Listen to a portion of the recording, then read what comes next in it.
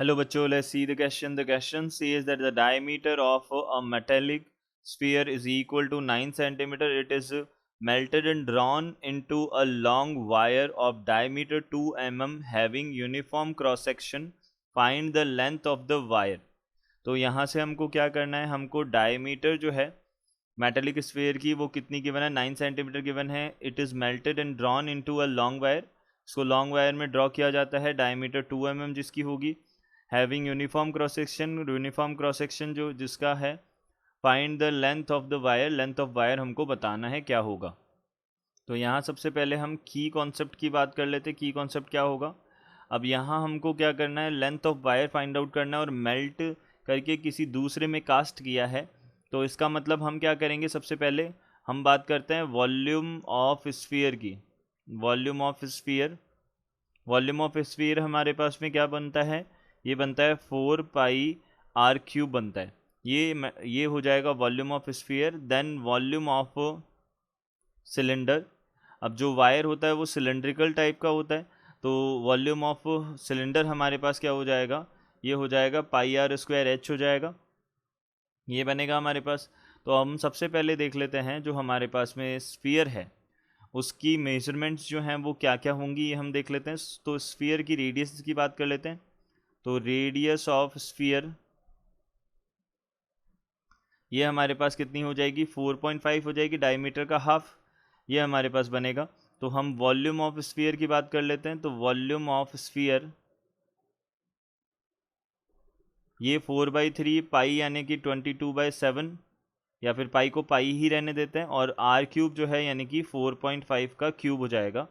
ये हमारे पास centimetre cube हमारे पास क्या बन जाएगा, वॉल्यूम बन जाएगा. इसको एज इट इज़ रहने देते हैं. देन आफ्टर हम यहाँ पे क्या कर सकते हैं, अब बात करते हैं हम इस वायर के बारे में.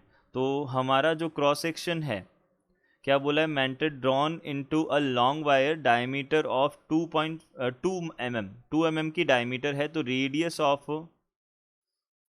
रेडियस ऑफ सिलेंडर जो है वो क्या बनेगा हमारे पास, this will be radius of cylinder बनेगा हमारे पास में 1 mm.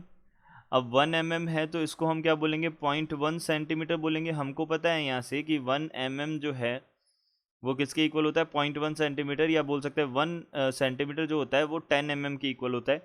तो 0.1 बन गया यहाँ पे, और हमने यहाँ पे लेट कर लिया, लेट द लेंथ